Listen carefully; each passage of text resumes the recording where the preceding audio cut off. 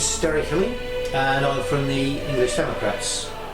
I've just been searching through some old papers and come across something called the Great Democracy Charter of St Albans 2013, and I'd really like to share this with you. It really sums up my views about what England needs to be in the future, so just bear with me. I do want to share this with you and I will read it to you. The Great Democracy Charter of St Albans 2013. 800 years ago our forebears came to this place to seek counsel from the abbot on how to end the injustices imposed upon them by their king. That fateful meeting led to the signing of Magna Carta and started a long trail leading to the proposition that government of the people, by the people, for the people is the true and right means to ensure justice and liberty, as a result of what happened here so long ago. Then Norman barons secured justice from a Norman king, but not in Normandy, here in England, where such ideas had already grown in the hearts of its people. Yet today, we in England stand with our liberty and culture neglected by the politicians in Westminster, who are more mindful of their careers, cash, honours and comfort than they are of minding their duty to protect this liberty and culture. This golden thread, democracy's DNA, is England's glory. And so we challenge them to act in the interests of the people of England and not of their own. If we cannot honour and remember our common law, if we cannot honour and remember our traditions and culture, if we cannot honour and remember the history of England, we know that we cannot have a peaceable society where justice and liberty can flourish. The brave men and women who down the ages have fought for and secured our culture, our freedom and our justice will not benefit from our praises, for the whole world praises them. They will not need our submission, for democracies everywhere have already submitted to them. Yet they will have struggled in vain if we should forget them.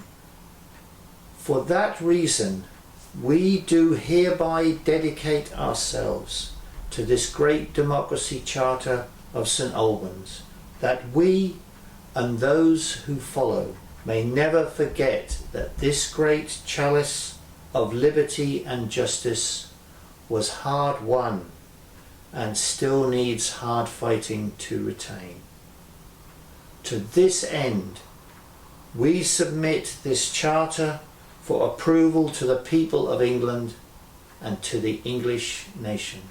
And now I want to read you each of the articles of that charter. They are not so much of a story as what I have just read, because they are written in a more legal, in a more formal manner.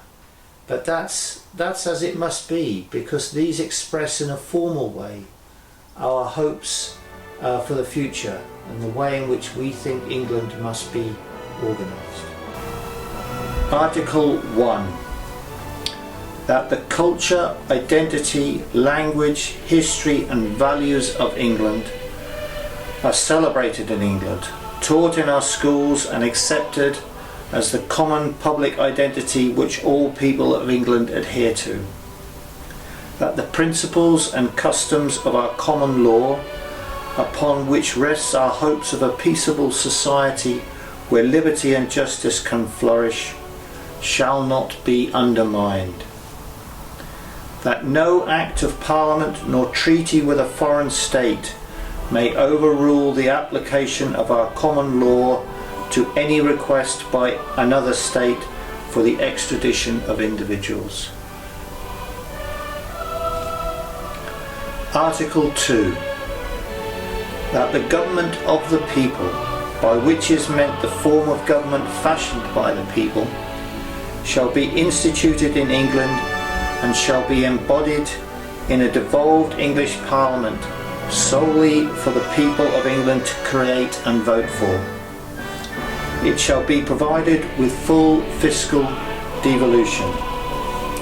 That the people of England be given the opportunity in a referendum to vote for an elected House of Lords, which with a smaller House of Commons shall be the federal Parliament of the United Kingdom of Great Britain and Northern Ireland.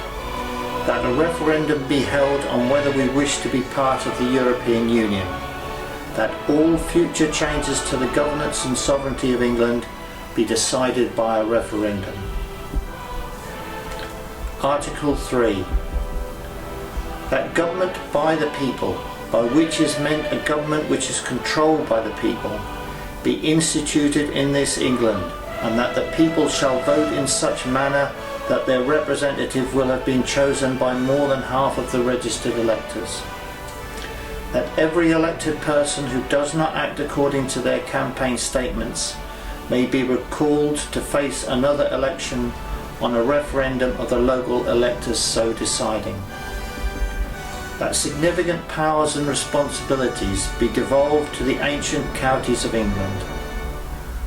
That the electors of the counties shall approve their budgets by means of a ballot. That every elector of sound mind must vote annually in person, or if infirm or absent from the country at the time, by post or submit to the penalty prescribed. Article 4. That government for the people, by which is meant government whose sole objective is the interests, well-being and liberty of the people of England, shall be instituted in England.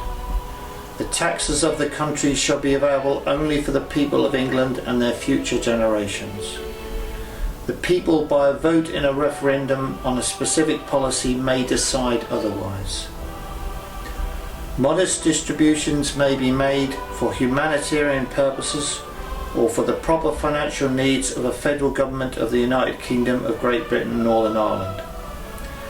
That the resources of England and the goodness of its environment shall be made available in an equitable way to its people living and to come. And there you have it, in those fine but formal words. That expresses the hopes of what England might be in the future. We want all the people of England to read, to listen and to remember those fine words so that we can build a better society here in England now and in the future.